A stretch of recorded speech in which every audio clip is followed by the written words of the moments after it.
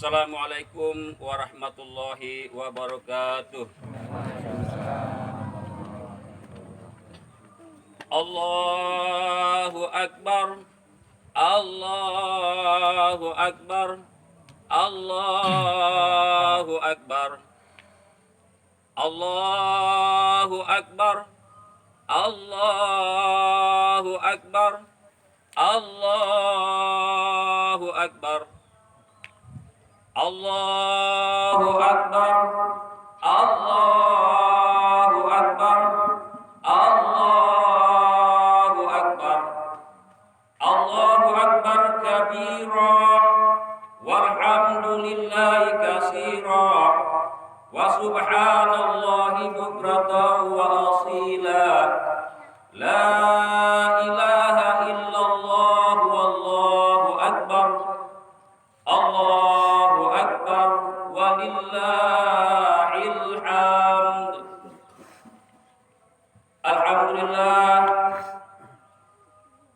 Alhamdulillah wahdah, sadaqa wahdah, wa nasara abdah, wa azza jundahu wa azamal ahzaba wahdah.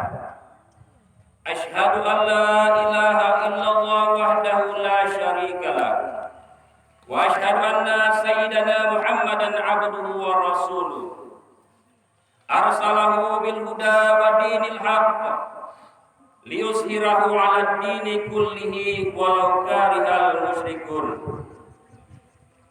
Allahumma shalli ala sayyidina Muhammad wa ala alihi wa sahbihi ajma'in. Amma ba'd, fa ya ibadallah, ittaqullaha haqqa tuqatih wa la tamutunna illa wa antum muslimun. Wa qala ta'ala fil Qur'anil Karim, a'udzu billahi minasy syaithanir rajim.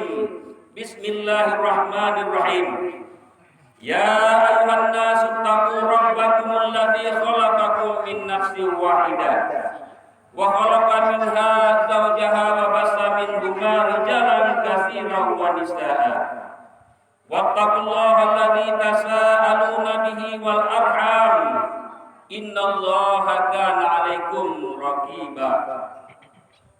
Wa qala aidan, udkhulu fi dzilmi kaffah wa la tattabi'u khutuwati syaitan, innahu lakum aduwwun mubin. Allahu akbar, Allahu akbar, Allahu akbar, walillahil hamd. Ma'asyiral muslimin rahimakumullah. Tidak ada kata-kata yang pantas untuk diucapkan di bibir ini. Tidak ada kalimat yang pantas untuk dirangkaikan.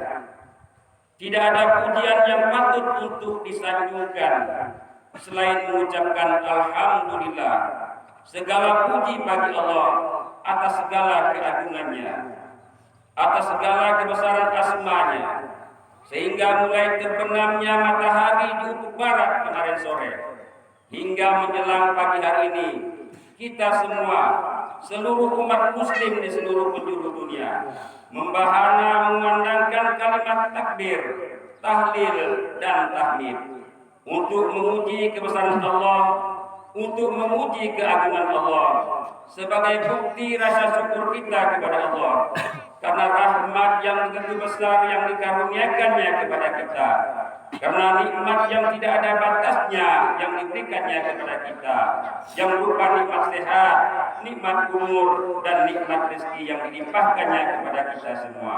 Maka dari itu Allah mengingatkan kita di dalam surah Al-Kautsar, Inna a'tainakal kautsar fasholli li rabbika wanhar inna syani'aka huwal abtar.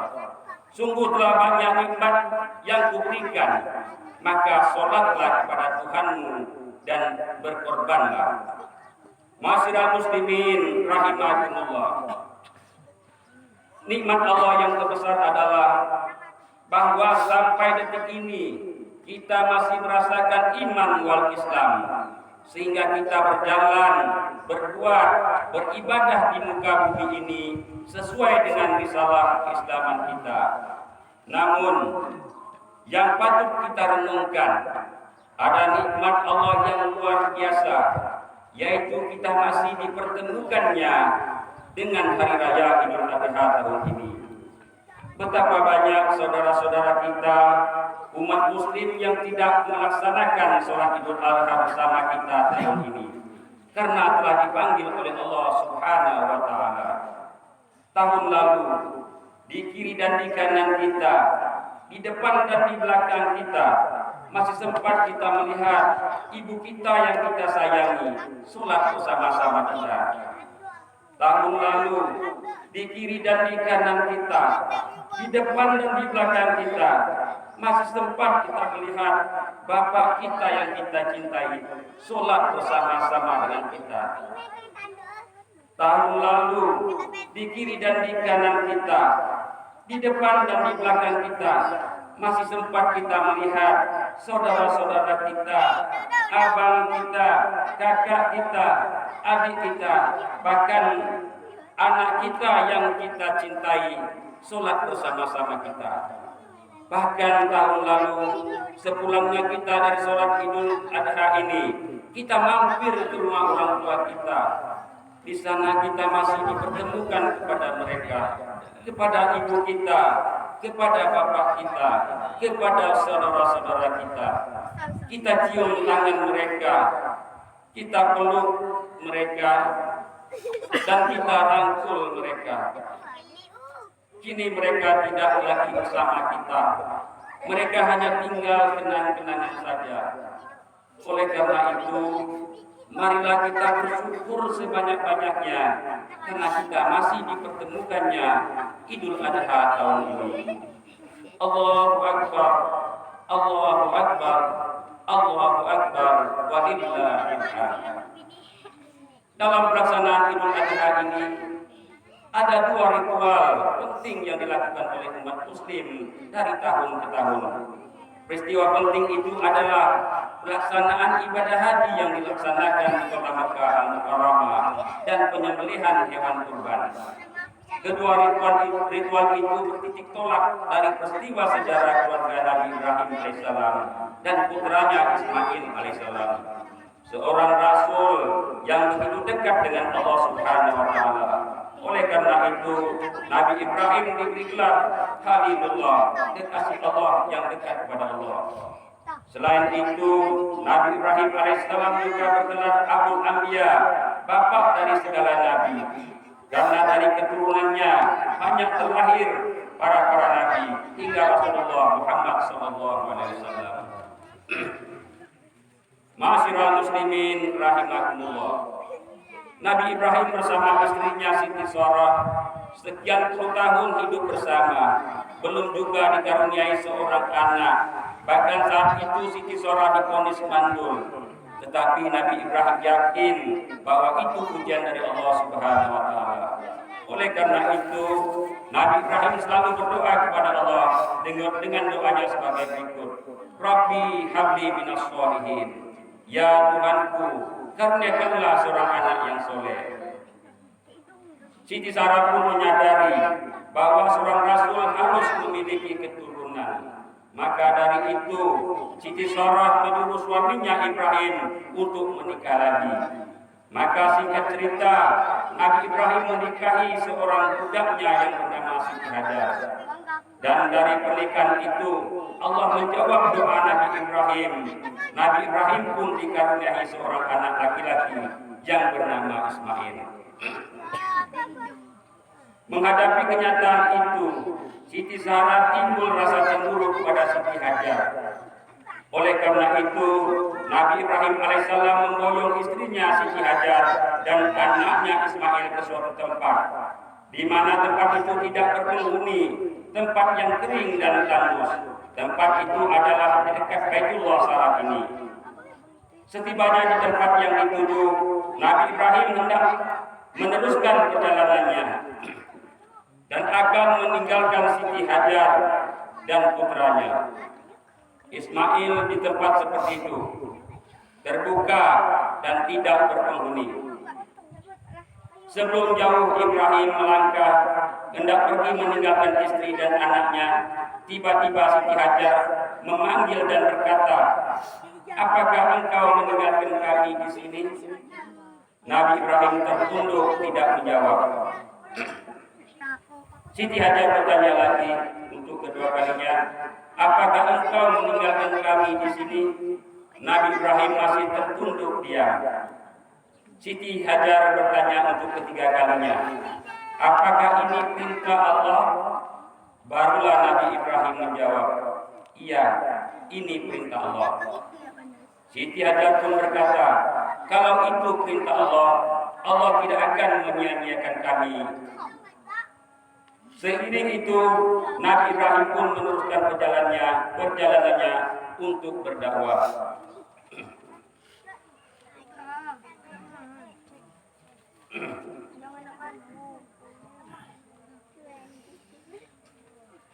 Untuk berdakwah,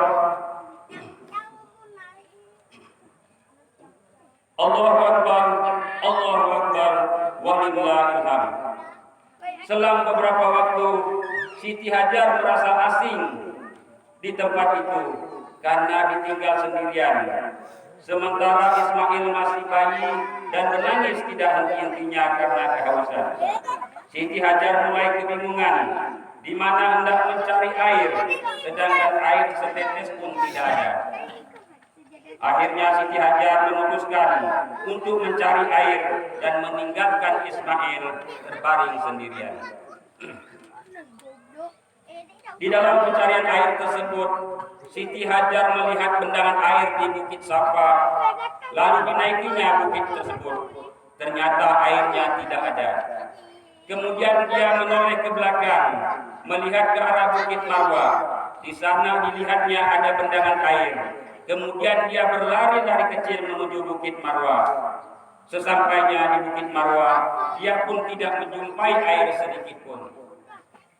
Kemudian Siti Hajar melihat lagi ke arah Bukit Safa dan dilihatnya ada bendangan air lagi.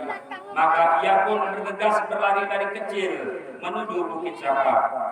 Setelah sampai di sana, ternyata Siti Hajar tidak lagi menemukan air. Namun Siti Hajar tidak putus asa karena anak yang disayangi dan dicintainya. Ia sanggup bolak-balik dari Safa ke Marwa sebanyak 7 kali. Namun itu semua fata morgana. Dia tidak menemukan apa yang dicarinya. Ma'asyiral muslimin rahimakumullah.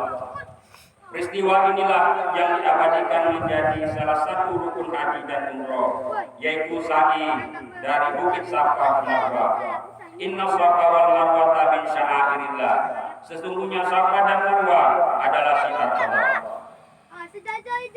Di tengah kebingungan yang luar biasa, Siti Hajar melihat anaknya Ismail yang terbaring sendirian, menangis sambil menghentak-hentakkan kakinya. Maka subhanallah, atas kebesaran rahmat Allah, memancarlah air yang sangat jernih dari celah kedua kaki Ismail. Masyiral muslimin rahimakumullah, air itu masih ada sampai sekarang, dan air itu dinamakan air Zamzam. Dan air itu pula yang diminum seluruh penduduk Mekah dan para jemaah haji di seluruh dunia setiap tahunnya, dan para jemaah umroh yang tidak ada henti-hentinya dari seluruh dunia. Allahu Akbar, Allahu Akbar, walillahil hamd. Dari kisah yang diuraikan di atas, dapat kita tarik benang merah untuk kita jadikan iktibar dalam kehidupan kita sehari-hari. Iktibar yang pertama adalah seorang ibu dalam kondisi dan situasi sesulit apapun harus memperjuangkan hidup anaknya, harus mengorbankan jiwa dan raganya untuk kelangsungan hidup anaknya. Namun berbeda dengan kenyataan sekarang ini, gara-gara keterbatasan ekonomi, banyak para ibu-ibu yang menelantarkan anaknya, bahkan membunuh anaknya. Ada yang dibuang di got, ada yang dimasukkan di kantong plastik, kemudian dibuang di bak sampah. Ada lagi peristiwa yang begitu miris, seorang ibu menjual anak kandungnya sendiri. Bahkan anak belum lahir dari kandungannya sudah diadakan transaksi jual beli. Nauzubillah minaz zalik. Iktibar yang kedua, segigi apapun perjuangan kita, bahkan rezeki sudah di depan mata, sudah hampir kita raih, namun jika Allah belum menghendaki rezeki itu, tidak akan dapat kita dapatkan. Tugas kita hanya berikhtiar dan berusaha, selebihnya kita pasrahkan kepada Allah Subhanahu wa taala. Iktibar yang ketiga, apabila kita mendekatkan diri kepada Allah, bertakwa kepada Allah, maka sesempit apapun urusan kita, sebuntu apapun jalan hidup kita, Allah memberikan jalan keluar bagi kita. Ini sesuai dengan janji Allah di dalam surat At-Talaq. Wa may yattaqillaha yaj'al lahu makhraja wa yarzuqhu min haitsu la yahtasib wa man yatawakkal 'ala Allah fa huwa hasbuh innallaha baligh amrihi wallahu li kulli syai'in qadir. Allahu akbar, Allahu akbar, Allahu akbar, walillahil hamd. Masyiral muslimin rahimakumullah. Ritual yang kedua yang dilaksanakan pada hari raya Idul Adha ini adalah penyembelihan hewan kurban. Ritual ini berawal dari kisah Nabi Ibrahim dan putranya Ismail. Saat itu usia Ismail baru 7 tahun dan ada riwayat lain mengatakan 13 tahun. Namun berapapun umur Ismail saat itu, yang jelas masih termasuk usia anak-anak. Akan tetapi kita lihat ketaatan dan kepatuhannya kepada orang tuanya. Sangatlah luar biasa yang tidak dapat dinalar dengan akal. Sebab dia tahu bahwa dirinya hendak dibinasakan, akan disembelih oleh bapaknya, namun Ismail menurut saja. Masyiral muslimin rahimakumullah. Apa hikmah yang dapat kita petik dari peristiwa di atas? Yang pertama adalah kecintaan dan ketaatan Nabi Ibrahim kepada Allah tidak dapat ditukar dengan apapun. Bahkan dirinya sendiri maupun anak yang sangat dicintainya, dia korbankan dan tidak menjadi penghalang baginya untuk menjalankan perintah Allah. Allah berfirman di dalam Al-Quran, Ya ayyuhalladzina amanu la tulhikum amwalukum wa la auladukum an dzikrillah. Hai orang-orang yang beriman, janganlah dirimu, hartamu dan anak-anakmu menjadi penghalang untuk mengingat Allah. Hikmah yang kedua yang dapat kita petik adalah bagaimana seorang anak begitu taat dan patuh kepada orang tuanya. Padahal yang mengasuh dan mendidiknya hanyalah Siti Hajar yang berasal dari seorang budak, seorang hamba saya, tetapi bisa mendidik anaknya menjadi anak yang soleh. Berbeda dengan anak sekarang yang suka membangkang, yang suka membantah dan melawan orang tua. Padahal pengorbanan orang tuanya sangat luar biasa. Orang tua kita yaitu ibu kita mengandung kita 9 bulan lamanya. Tidak pernah merasa jengkel dan terbebani. Meskipun ada cabang bayi di dalam perutnya, ia bersih dari pabri, tak berharap balasan dari bayi yang dikandungnya. Sebaliknya, ibu akan membahagiakan. Ibu akan merasa bahagia jika anaknya merasakan kebahagiaan. Dan ibu akan merasa sedih jika anaknya mengalami kesusahan. Sang ibu akan makan sebelum anaknya makan. Dan tak akan berpakaian bagus jika anaknya belum dibelikan pakaian.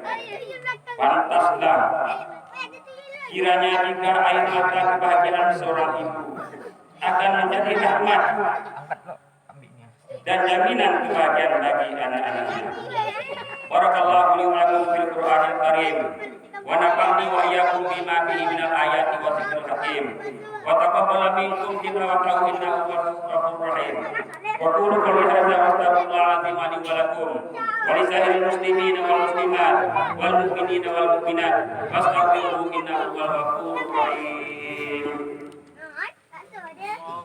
صل على سيدنا محمد وعلى آل سيدنا محمد صل على سيدنا محمد وعلى آل سيدنا محمد اللهم صل على سيدنا محمد وعلى آل سيدنا محمد.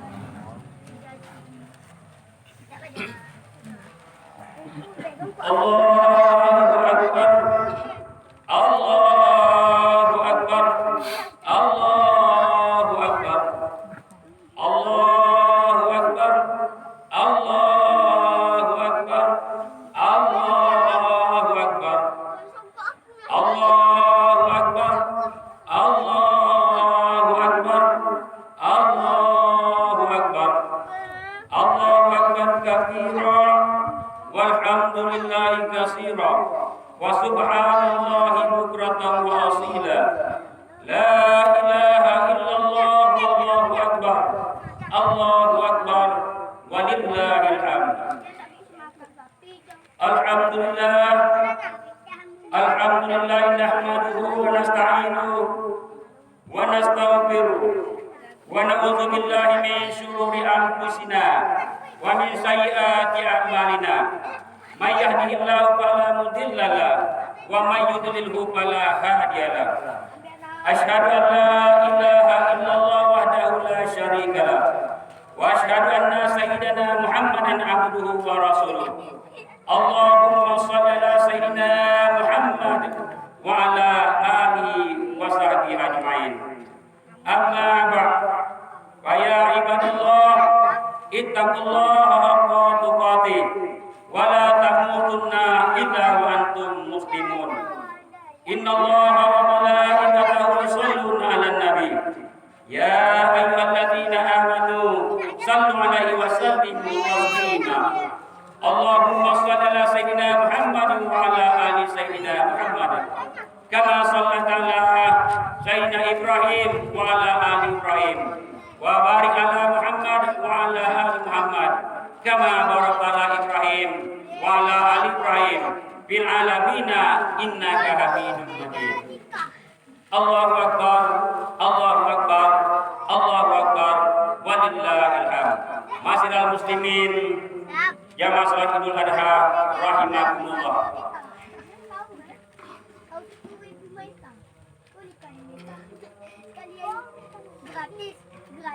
Marilah kita memanjatkan doa kepada Allah Subhanahu wa taala, mengakui segala kekurangan dan kelemahan kita, sembari memohon ampun dan taubat atas segala dosa dan kesalahan yang kita lakukan di masa-masa silam. Amin ya rabbal alamin. Allahumma ya Allah yang Maha Pengasih, kami hamba-Mu yang lemah dan kerap kami terpedaya kutukan setan sehingga berkelimang dosa dan kesalahan. Pagi ini di atas tikar dan sajadah kami bersujud dan bersiku di bawah peduli kebesaran-Mu.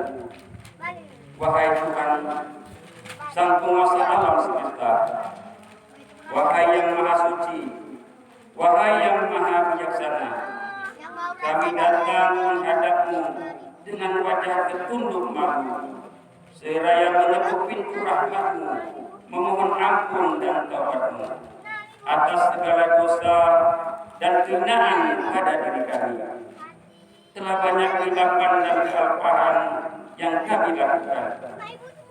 Seandainya Engkau tiada memaafkan kami, maka tentulah kami akan termasuk golongan orang yang rugi karena mendapat azab-Mu. Allahumma ya Rabb, ampuni segala dosa dan kesalahan kedua orang tua kami, ibu dan bapak kami yang telah mengasuh, mendidik dan membesarkan kami dengan segala kepayahan dan penderitaan. Tanpa kami sadari Allah, begitu banyak dosa kedurhakaan yang kami perbuat kepada mereka. Begitu sering kami menyakiti hati dan meneteskan air mata mereka.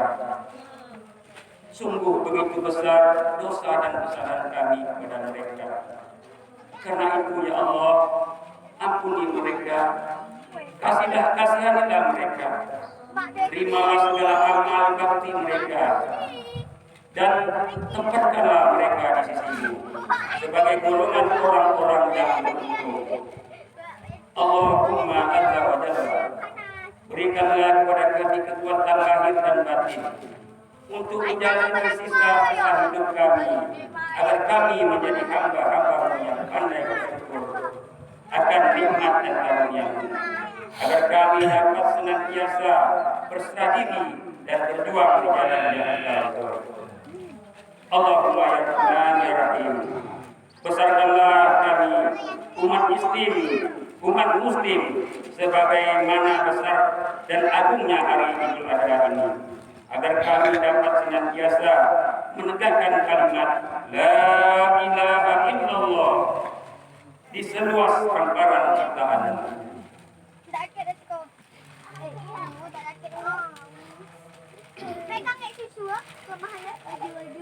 Ya Allah, terimalah kurban kami dan jadikanlah kurban kami kali ini menjadi pembuka rahmat-Mu seluas-luasnya.